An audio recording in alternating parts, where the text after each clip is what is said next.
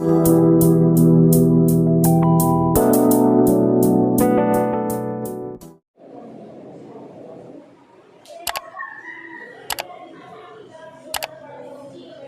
बेटा, देखिए पहले लेक्चर में हम लोगों ने इलेक्ट्रिसिटी में 3 चीज़ें मेन रूप से हमने स्टडी किया था। पहला हमने टॉपिक स्टडी किया था कि चार्ज क्या होता है, चार्ज की प्रॉपर्टी क्या होती है। उसके बाद चार्ज के रिस्पेक्ट में हमने करंट को डिफाइन किया, करंट क्या होता है, करंट का फार्मूला क्या होता है, करंट की एसआई यूनिट क्या होती है, उसके स्मॉलर यूनिट्स क्या होती है, ये सारी चीज़ें हम डिस्कस करेंगे। फिर उसके बाद हमने पोटेंशियल डिफाइन किया और उसका पोटेंशियल डिफरेंस डिफाइन किया, उसकी एसआई यूनिट डिफाइन किया। ये सारी चीज़ें हम लोग स्टडी कर चुके हैं। अब पोटेंशियल और करंट इन दोनों से या इन दोनों में क्या रिलेशन होता है, उस रिलेशन को डिफाइन करने वाला एक कॉन्सेप्ट है जिसको हम लोग ओम्स लॉ कहते हैं। और ओम्स लॉ बहुत ही इंपॉर्टेंट कॉन्सेप्ट है इस चैप्टर का। तो आज हम लोग ओम्स लॉ का स्टडी करने जा रहे हैं। ओम्स लॉ,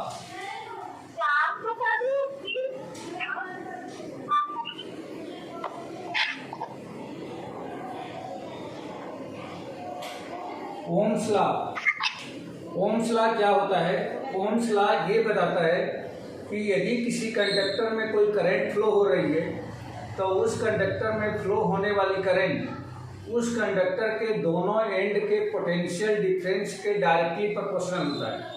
क्या मैंने बताया? मैंने बताया कि मान लीजिए कि ये कोई करंट कंडक्टर है और इस कंडक्टर में यदि आई करंट फ्लो कर रही है और इन दोनों के कंडक्टर के दोनों एंड का पोटेंशियल, मान लीजिए यहाँ पे VA है और ये VB है। अगर ये मान लिया जाए कि इनका पोटेंशियल डिफरेंस यदि VB माइनस VA हो, जिसको मैं यदि V से डिनोट कर दूँ, तो ये ओम्स लॉ ये कहता है therefore V proportional to I। ठीक है, V प्रोपोर्शनल टू I, यही ओम्स लॉ है। लेकिन इसको हम डिफाइन कैसे करते हैं? तो डिफाइन इस तरह से करते हैं, current I flowing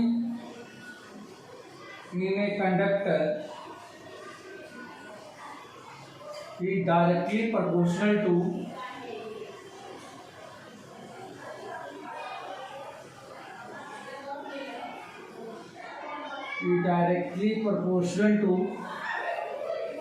potential difference. इनको हम बोलते हैं पोटेंशियल डिफरेंस,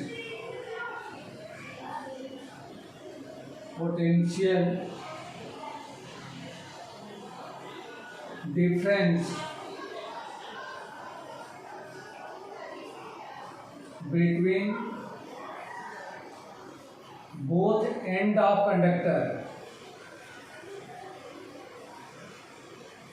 कंडक्टर के दोनों एंड के पोटेंशियल डिफरेंस के डायरेक्टली प्रोपोर्शनल होता है। बट यहाँ पे एक बहुत ही इम्पॉर्टेंट कंडीशन लगी हुई है, if physical state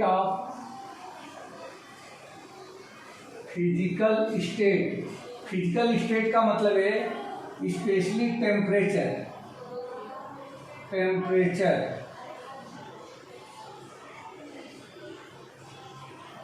physical state of conductor means temperature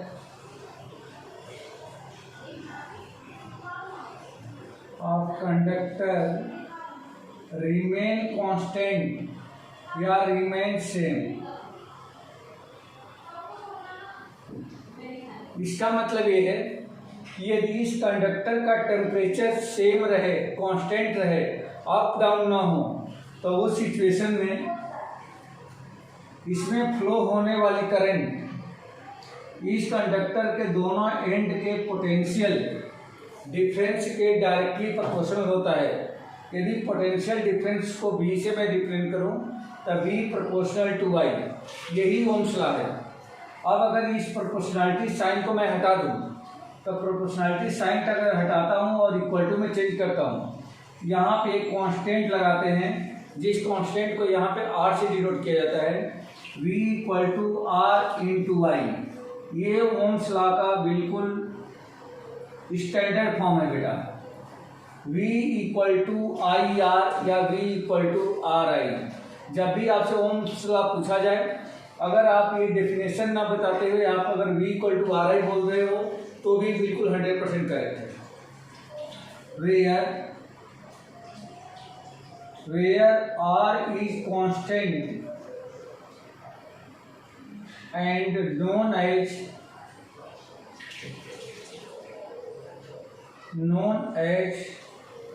resistance of conductor,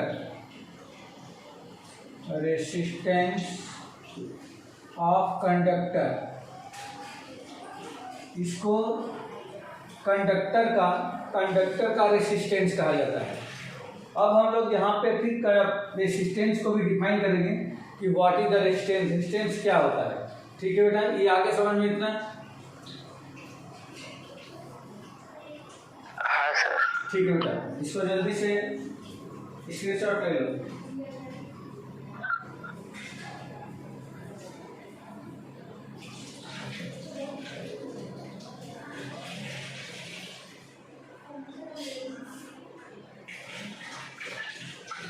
ले लिया सर। ठीक है,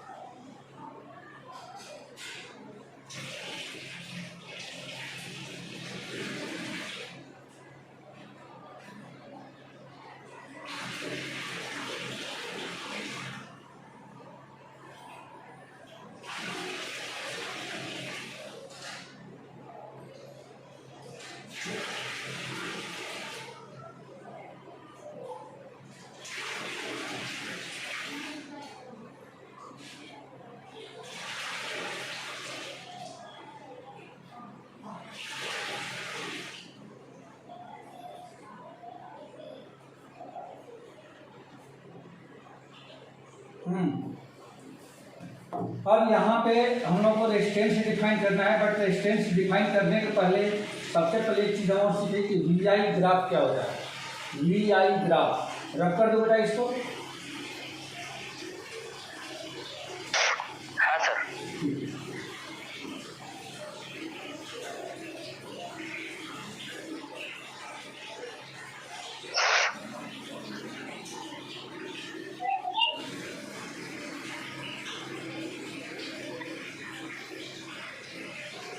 we I graph, V I graph का मतलब ये है कि पोटेंशियल और करंट में अगर ग्राफ ड्रॉ किया जाए तो कैसे आएगा। तो ऑलरेडी हम लोग जानते ही हैं कि सिंस जो वी होता है वह डायरेक्टली प्रोपोर्शनल करंट के होता है, मतलब potential is directly proportional to current. आप अगर इस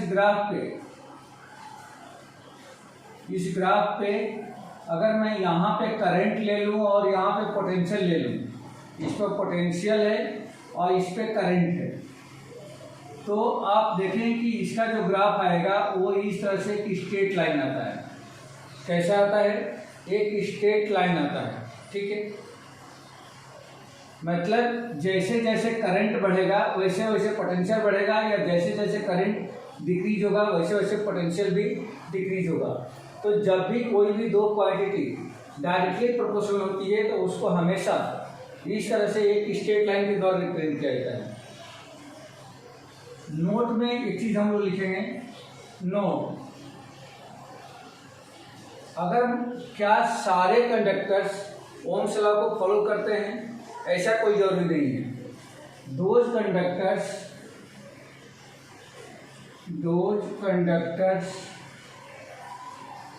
follows the Ohm's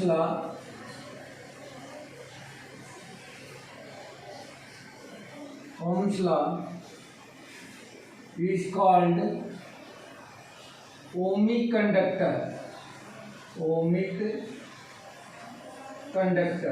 क्या बोलते हैं? जो कंडक्टर ओम्स लॉ को फॉलो करते हैं उनको हम कहते हैं कि वो ओमिक कंडक्टर है। and those are not follow the Ohm's law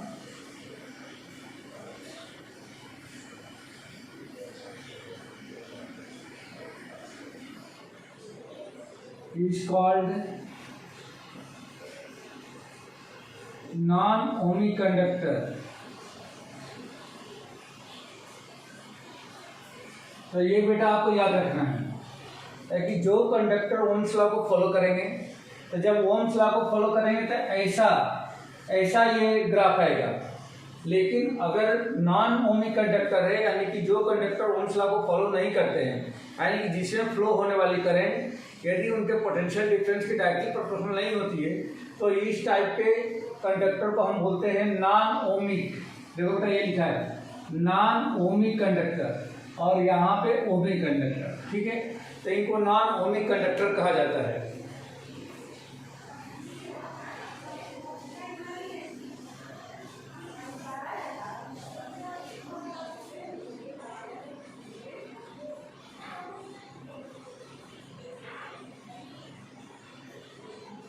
हाँ बेटा ले लो इसको स्क्रीनशॉट।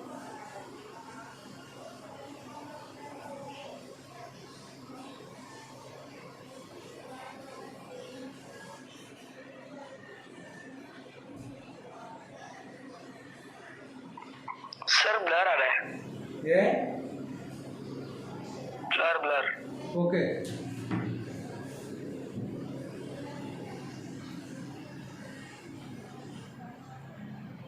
आप देखो तो बेटा। नहीं सर।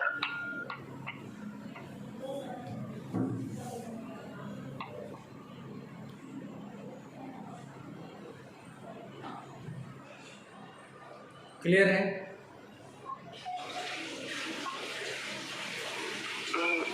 सर क्लियर है? नहीं सर।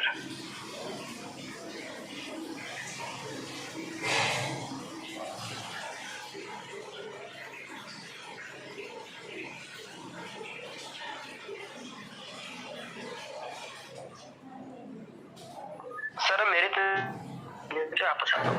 ये मेरी तरफ से होगा, मेरे के वापस आता हूँ। हाँ आप एक बार चेक कर लो।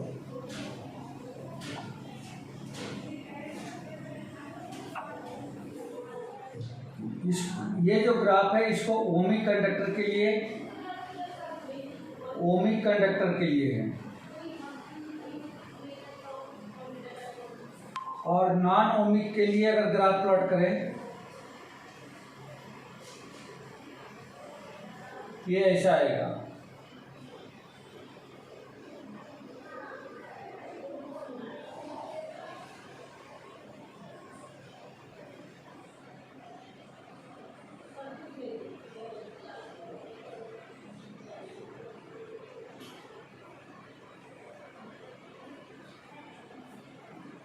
हाँ बेटा क्लियर है? दिख रहा है?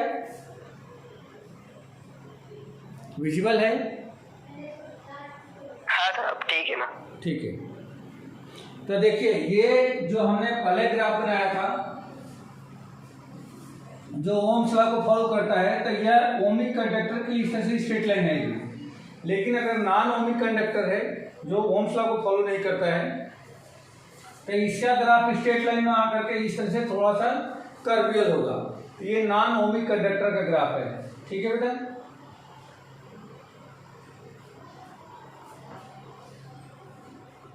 रफ कर दो। हाँ सर। ठीक है।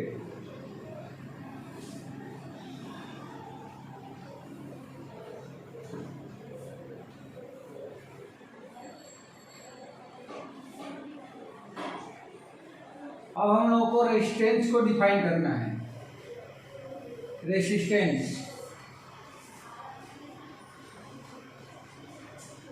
रेजिस्टेंस ऑफ कंडक्टर, जिसको कैपिटल R से डिनोट किया जाता है। तो रेजिस्टेंस क्या होता है? रेसिस्टेंस का मतलब होता है रेसिस्ट करना, अपोज करना, किसी भी चीज को अपोज करना। तो रेसिस्टेंस ऑफ कंडक्टर का मतलब होता है opposing power of current in any conductor, यानी कि जब कोई किसी कंडक्टर में करंट फ्लो करता है तो उसको अपोज करने की उस कंडक्टर की जो कैपेसिटी होती है उसको हम लोग बोलते हैं रेसिस्टेंस। तो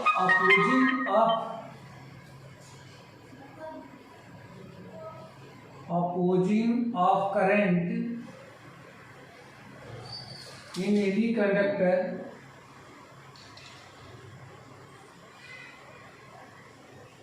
is called resistance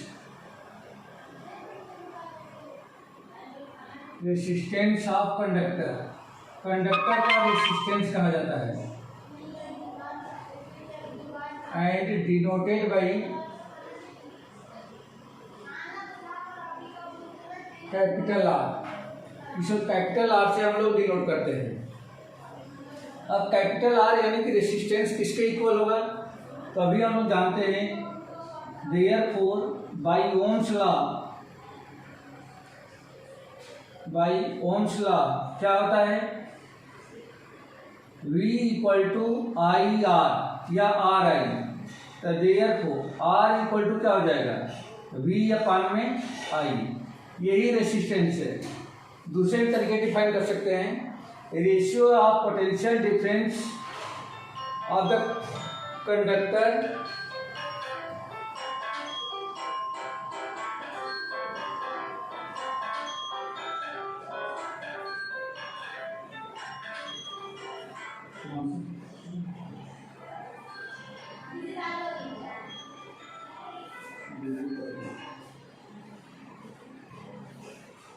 यहाँ पे R equal to V upon में आई है, तो हम लोग यहाँ देख सकते हैं V equal to I R से R निकाल लिया V अपान में आई।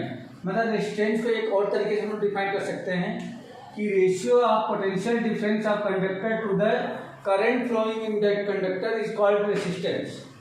अब इसकी एसआई यूनिट लिखा जाए, SI unit of resistance is Om.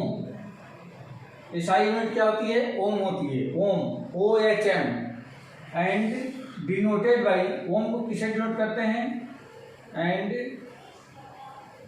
Denoted by this type of symbol. ये जो सिंबल है ना, इसी सिंबल से हम लोग ओम को डिनोट करते हैं। या एक इसकी दूसरी भी एसआई यूनिट होती है, और इसको पढ़ते ओम है बेटा, बनाते ऐसा है, लिखते ऐसा है, बट इसको पढ़ते हैं ओम। या दूसरी एसआई यूनिट देखो आप, यहाँ से ऊपर का पोटेंशियल है, नीचे का करंट है, तो पोटेंशियल के एसआई यूनिट वोल्ट और करंट के एसआई यूनिट एम्पियर। तो ये हो जाएगा वोल्ट पर एम्पियर या वोल्ट एम्पियर पावर -1। ये जो है ऊपर जाएगा तो इसकी पावर -1 हो जाएगी। तो यहाँ पे इसकी R की एसआई यूनिट मतलब रेजिस्टेंस की एसआई यूनिट या तो ओम होगी, या वोल्ट पर एम्पियर, या वोल्ट एम्पियर -1। लेकिन जो ये एसआई यूनिट है ओम, ये इसकी पॉपुलर एसआई यूनिट है। ठीक है बेटा, क्लियर हो गया?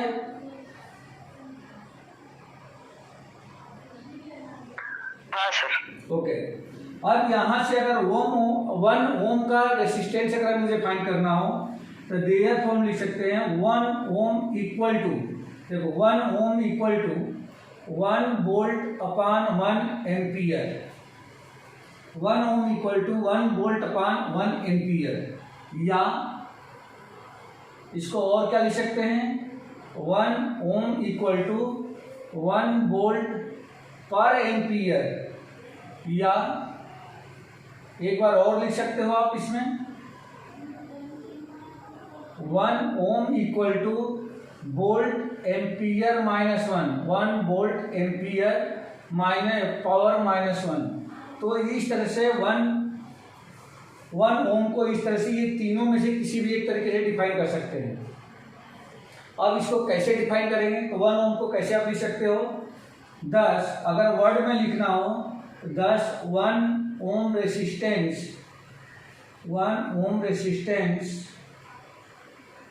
is equal to the 1 volt per ampere, 1 volt per ampere।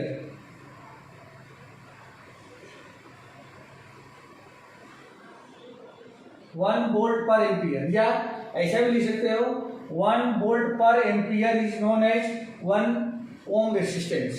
1 ohm resistance में का मतलब ये हो गया कि यदि किसी कंडक्टर के दोनों एंड का पोटेंशियल 1 वोल्ट हो और उसमें फ्लो होने वाली करंट यदि 1 एम्पियर की हो, तो हम कह सकते हैं कि उस कंडक्टर का जो रेजिस्टेंस है 1 ओम के इक्वल होगा। क्लियर है बेटा, इतनी बात समझ में आ गई? Yes sir. ओके,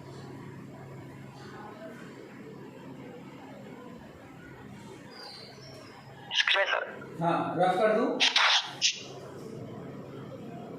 हाँ sir.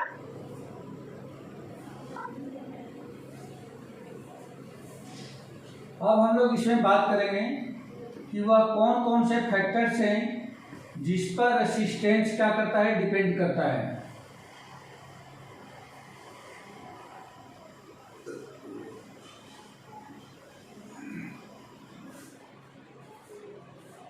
Factors on which resistance depend upon।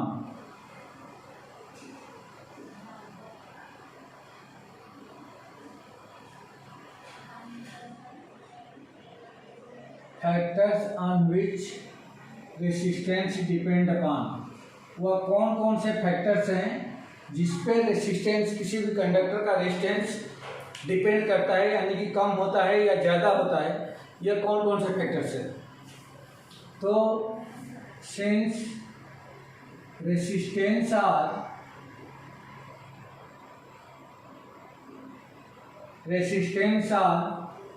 is directly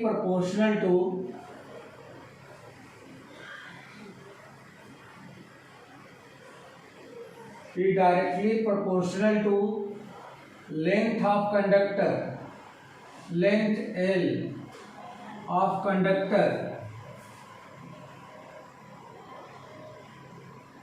and inversely proportional to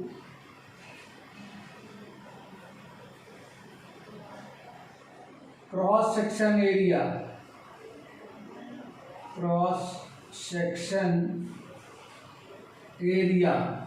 जिसको कैपिटल ए से नोट कर सकते हैं, ऑफ कंडक्टर।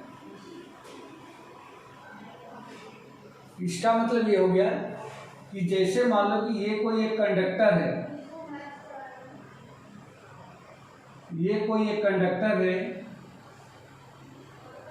जिसकी लेंथ L हो और इसकी cross section area capital A हो, इसका रेसिस्टेंस यदि R से डिनोट किया जाए तो देयरफॉर ये कह रहा है कि resistance R is directly proportional to L, मतलब R प्रोपोर्शनल टू क्या हो जाएगा, L के, यानी कि लेंथ ऑफ वायर के।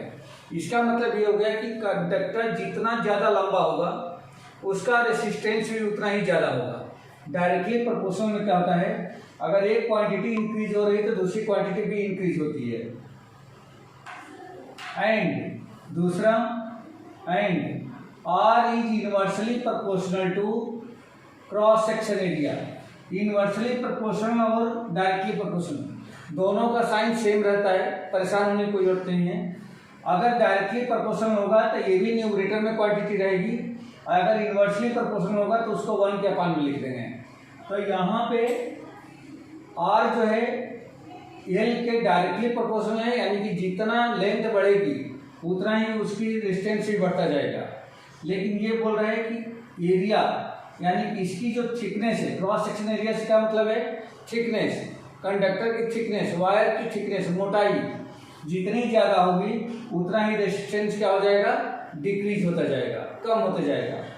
अगर इन दोनों इक्वेशन को एक साथ मिला दिया जाए तो देयरफॉर फ्रॉम 1 and 2 इन दोनों से, तो ये आपका हो जाएगा R E directly proportional to L into 1/8, इन दोनों को एक साथ मैंने कर दिया, या आर प्रोपोर्शनल टू L/A, या अगर इस प्रोपोर्शनलिटी साइन को फिर इक्वल टू में चेंज करेंगे तो यहाँ पे एक कांस्टेंट लगेगा।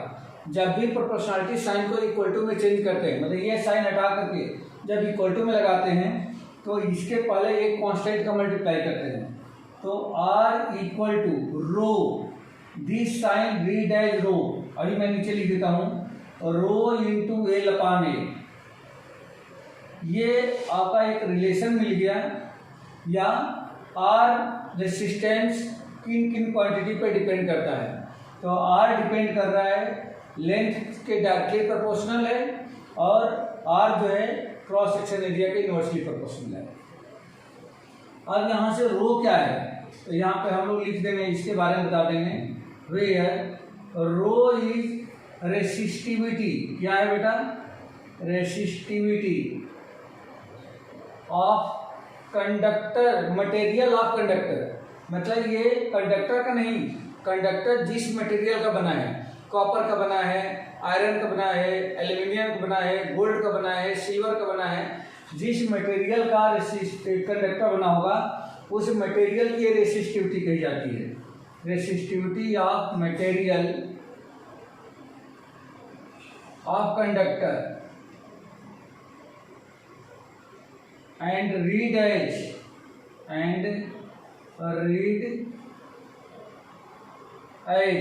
इसको क्या पढ़ते हैं, तो इसको पढ़ते हैं रो, RHO, रो पढ़ते हैं।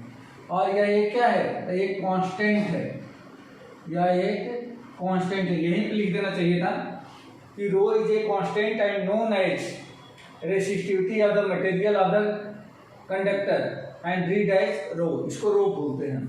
तो यहाँ से हमने देख लिया। अच्छा, एल क्या है, L is the length of wire, length of wire या लेंथ ऑफ कंडक्टर, वैसे डेफिनेशन में लिखी हुई है, length of conductor, and H equal to, sorry, A equal to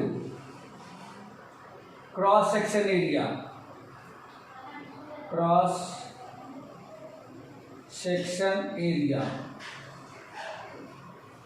तो ये बेटा, ये आपका रेसिस्टेंस के वो फैक्टर्स है जिन पर रेसिस्टेंस डिपेंड कर रहा है। क्लियर है बेटा, ये समझ में आ गया? Yes sir. ओके,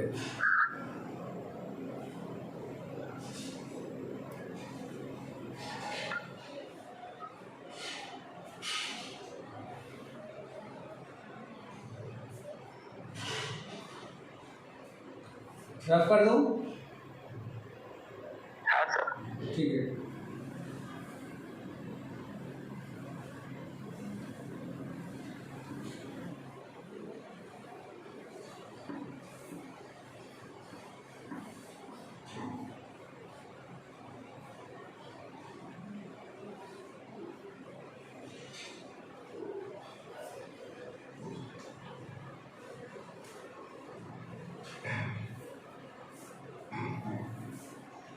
अब अगला टॉपिक है अपना रेसिस्टिविटी। जो अभी हमने यहाँ पे कांस्टेंट लगाया था उसी के बारे में, रेसिस्टिविटी जिसको रो से डिनोट किए थे। तो रेसिस्टिविटी क्या होती है? रेसिस्टिविटी जो होती है कंडक्टर के मटेरियल की वजह से आती है, ठीक है, या कंडक्टर का मटेरियल होता है, और मैं कंडक्टर के मटेरियल के अंदर से ये रेसिस्टिविटी का कॉन्सेप्ट रहता है। लेकिन एक्चुअल में रेसिस्टिविटी का काम क्या है? रेसिस्टिविटी जिसकी ज़्यादा होती है, जिससे मटेरियल की रेसिस्टिविटी ज़्यादा होती है, उस मटेरियल से बनने वाले कंडक्टर का रेसिस्टेंस भी ज़्यादा होता है। जिस मटेरियल की रेसिस्टिविटी ज़्यादा होती है उस मटेरियल से बनने वाले कंडक्टर का रेसिस्टेंस भी ज़्यादा होता है, और जिस मटेरियल की रेसिस्टिविटी कम होती है उससे बनने वाले कंडक्टर का रेसिस्टेंस भी कम होता है। अब यहाँ पे देखना है कि किस मटेरियल की रेसिस्टिविटी ज़्यादा होती है, किस मटेरियल की रेसिस्टिविटी कम होती है। तो यहाँ पे जैसे हम लोग देखें कि जिसमें करंट जिस मटेरियल में या जिस कंडक्टर में या जिस सब्सटेंस में ज़्यादा करंट फ्लो करती है, इसका मतलब कि उसका रेजिस्टेंस कम है, और रेजिस्टेंस कम होने का मतलब कि उस मटेरियल की रेसिस्टिविटी भी कम है। जैसे गोल्ड एक सुपर कंडक्टर है, सिल्वर एक सुपर कंडक्टर है, तो इसका मतलब ये होगा कि इसमें करंट बहुत ज़्यादा पास करती है। तो ज़्यादा करंट पास करती है, इसका मतलब कि उसमें उसका जो रेजिस्टेंस है बहुत ही कम है, और रेजिस्टेंस कम है तो रेसिस्टिविटी भी कम है। ठीक है, तो रेसिस्टिविटी हम लोग कहाँ से फाइंड करेंगे? तो अभी हम लोगों ने देखा था कि since R equal to, R क्या था? R equal to rho into L upon A. अभी हमने यहाँ पे फैक्टर्स, रेजिस्टेंस के फैक्टर लिखे थे। वेयर रो क्या है? तो रो एक कांस्टेंट है and known as resistivity of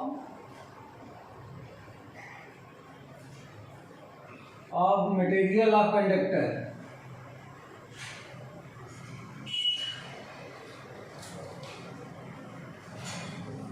L क्या है? Length of the wire, length of wire, और ये क्या है? तो cross section area, cross section area of conductor या वायर। कंडक्टर या वायर दोनों बात एक ही। ठीक है, तो यहाँ से R equal to rho into L upon A. तो देयरफॉर अगर मैं ए को इधर भेज दूँ तो R into A equal to rho into L हो जाएगा, और अगर रो निकाल लिया जाए तो एल इसके नीचे आ जाएगा, R इंटू ए अपान एल। तो ये हमने रेसिस्टिविटी डिफाइन कर लिया। अब इसको डिफाइन हम लोग इजी वे में कर सकते हैं। क्या डिफाइन करेंगे? Cross section area per unit length, cross section area per unit length is called rho. मतलब एरिया और लेंथ का रेशियो क्या कहलाता है? Resistivity of that material. समझ आ गया? यहाँ पर हम लोग लिख सकते हैं 10 ratio of cross section area of conductor to its length is called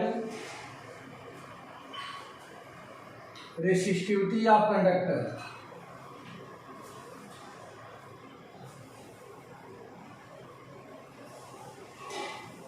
conductor की रेसिस्टिविटी कहा जाता है, मतलब उस वायर की क्रॉस सेक्शन एरिया और उस वायर की लेंथ का जो रेशियो होगा, मतलब पूरी क्रॉस सेक्शन एरिया को उसकी लेंथ से डिवाइड कर दिया जाए, तो जो आंसर आएगा उसको हम लोग क्या बोलते हैं? रो बोलते हैं। क्लियर है बेटा? इतनी बात समझ में आ गई?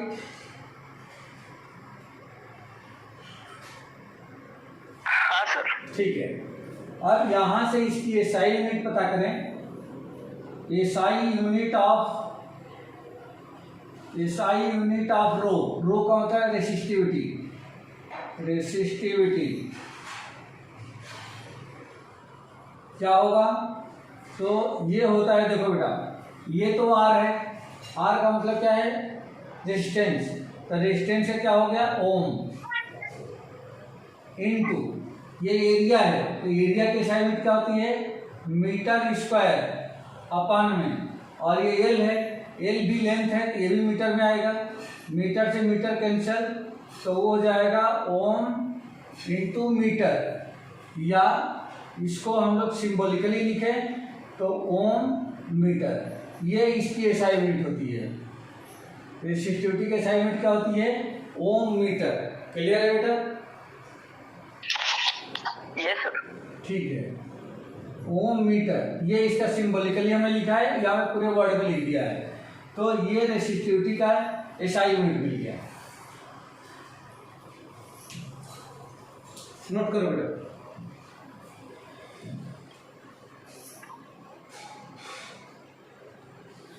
कर लिया सर। ठीक है,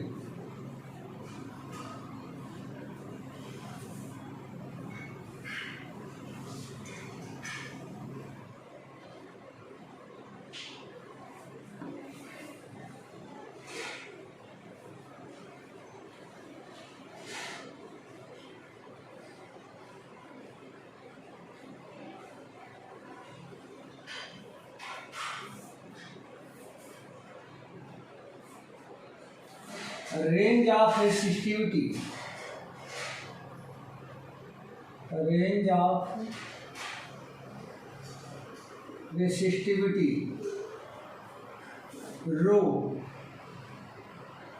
किस रेंज से किस रेंज तक। मैंने बताया था कि रेसिस्टिविटी पे डिपेंड करता है रेसिस्टेंस, और रेसिस्टेंस पे डिपेंड करता है करंट। तो यहाँ पे देखें कि किस रेंज से किस रेंज तक रेसिस्टिविटी अगर है तो वह कंडक्टर होगा या इंसुलेटर होगा, और एक उनके बीच की पोजीशन होती है जिसको हम लोग सेमी कंडक्टर बोलते हैं। तो यहाँ पे वही चीज मैं बताने जा रहा हूँ, रेंज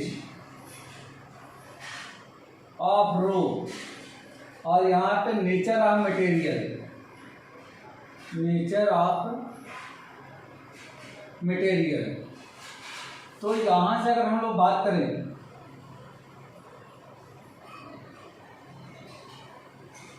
अगर रो की यानी रेसिस्टिविटी की रेंज 10⁻⁻8 ओम से लेकर के ओम मीटर से लेकर के 10⁻⁻6 ओम मीटर तक अगर है तो यह क्या होता है, वह मटेरियल जो है कंडक्टर होता है, कंडक्टर। और 10⁻12 ओम मीटर से लेकर के ओम मीटर से लेकर के अगर 10⁻17 या 18, अलग अलग बुक्स में अलग अलग दे रखी है, शायद आप लोगों वाली बुक में 18 दे रखा है, ओम मीटर तक अगर है तो यह सीधे सीधे इंसुलेटर हो जाता है। मतलब इसमें करंट फ्लो नहीं करेगी। आप देख सकते हो यहाँ पे निगेटिव है, यहाँ पे सब कुछ पॉजिटिव है, तो ये बहुत बड़ी रेंज है। अगर इतने में आता है, इस रेंज में अगर रेजिस्टेंस आता है, रेसिस्टिविटी आती है, तो वह मटेरियल जो है इंसुलेटर काम करेगा, मतलब उसमें करंट फ्लो नहीं करेगा। और अगर इस रेंज में है तो वह एक कंडक्टर का काम करेगा, मतलब कि इसमें करंट जो है फ्लो करेगा। लेकिन अब आप पूछ सकते हो कि अगर इनके बीच में है तो 10⁻⁻6 से 10⁻12, तो 10⁻⁻6 ओम मीटर से लेकर के 10⁻12 अगर ओम मीटर तक है तो इसमें दोनों के बीच की एक पोजीशन होती है जिसको हम लोग बोलते हैं सेमी कंडक्टर, सेमी कंडक्टर कहते हैं। ठीक है बेटा, तो इस तरह से हमने देखा कि अगर रेसिस्टिविटी की रेंज, मतलब रेसिस्टिविटी की रेंज पर डिपेंड करता है कि वह मटेरियल कंडक्टर है, सेमी कंडक्टर है या इंसुलेटर है।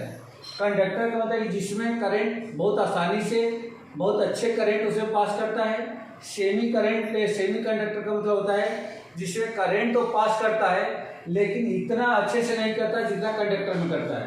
मतलब कंडक्टर की कंपैरिजन में कम करंट फ्लो करता है, बट इंसुलेटर से ज़्यादा करता है। और इंसुलेटर का मतलब तो ये होता है कि जिसमें बिल्कुल ही करंट नहीं पास करती है, जैसे ड्राई वुड, सूखी लकड़ी, या अपना रबर, प्लास्टिक, इन सब, ये सब चीज़ें क्या है, माइका, ये सब चीज़ें क्या होती हैं, इंसुलेटर्स होती है जिसमें करंट फ्लो नहीं करता है। इवन डिस्टिल वाटर यानी कि प्योर वाटर है तो भी एक तरीके से इंसुलेटर का काम करता है। लेकिन अगर उस वाटर में कुछ डस्ट पार्टिकल मिल जाए, कंटामिनेंट मिल जाए, तो फिर उसमें करंट पास करने लगता है। यानी कि जिस वाटर में करंट पास करता हो, आज समझिए कि वह शुद्ध नहीं है, वो प्योर नहीं है, उसमें कंटामिनेंट्स मिले हुए हैं। और जिसमें करंट यदि फ्लो ना करे जिस वाटर में, मान लीजिए कि वह वाटर जो है बिल्कुल प्योर वाटर है, डिस्टिल वाटर है। ठीक है बेटा, समझ में आ गया?